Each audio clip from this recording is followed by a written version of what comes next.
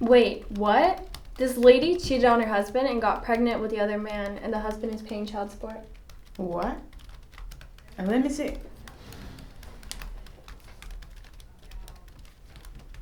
That's insane. How can that happen?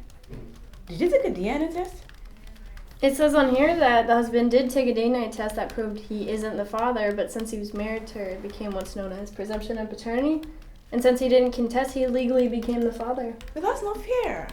How can the mom allow that to happen when she knows the husband isn't the father? Sometimes the moms can't stop the courts from making a man legally the father. Take Alicia Thompson, for example.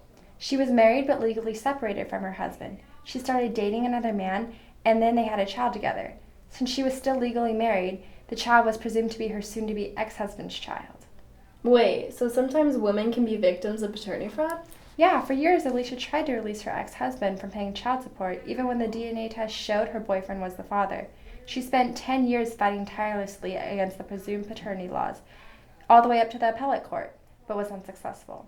She only had two choices: keep him as the father or have her daughter legally fatherless.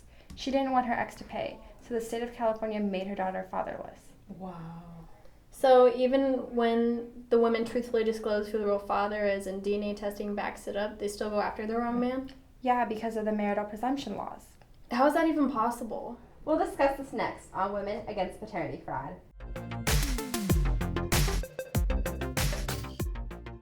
Presumptions of paternity is a 500-year-old common law. While many permutations of policy and phrasings exist, the justifications for refusing to grant post-judgment relief form a false paternity establishment, all circle back to a claim that it would be unfair to the child or to the state to release the victim of a false paternity establishment. Many judges don't want to overturn paternity because it isn't in the children's best interest to advocate for paternity establishments. But yet, every week, thousands of cohabiting couples or second marriages break apart.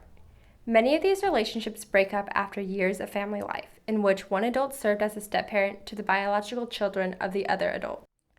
The law is unambiguously clear. When these relationships break up, absent unusual circumstances, the step-parents have no financial obligations to the stepchildren, even though many of them will voluntarily continue physical and emotional relationships. The only difference between a paternity fraud victim and a step-parent is that a paternity fraud victim has been subjected to a lie, and precisely because he was subjected to a lie. Some courts will perpetuate his victimization by imposing forward, going financial burdens upon him, which step-parents do not bear. The step-parent enters the relationship with the child knowing that there is no biological connection, and despite that knowledge, affirmatively acts to begin providing support for that child. When the step-parent, male or female, wishes to exit from the financial relationship, there is no question that he or she is absolutely allowed to do so. In contrast, the paternity fraud victim has a financial relationship with the child that is founded upon a falsehood. The paternity fraud victim has not been given the chance to make a voluntary choice to provide support to a child despite actual knowledge that he has no biological relationship. When the fraud is discovered and the paternity fraud victim wishes to cease providing financial support to a child, his case should be stronger than that of a step-parent who entered into the financial support relationship with full knowledge that there is no biological connection.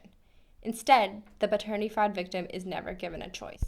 Our most elementary understanding of human nature informs us that a man who is free to follow his voluntary will in pursuing a relationship with a child will have a better relationship than a man who is filled with rage and resentment because he continues to be forced to make involuntary payments on the basis of falsehood. If anyone actually cared about the best interests of the child, we would want the truth to be disclosed. In cases like Alicia Thompson, where she voluntarily disclosed who the true father was, the state should back her up in her pursuit to have the biological father emotionally, physically, and financially support his child, instead of using the presumed paternity law in pursuing the wrong man to block a relationship. Visit our website and become a member. Help us to help paternity fraud victims, because paternity is important to you and to children.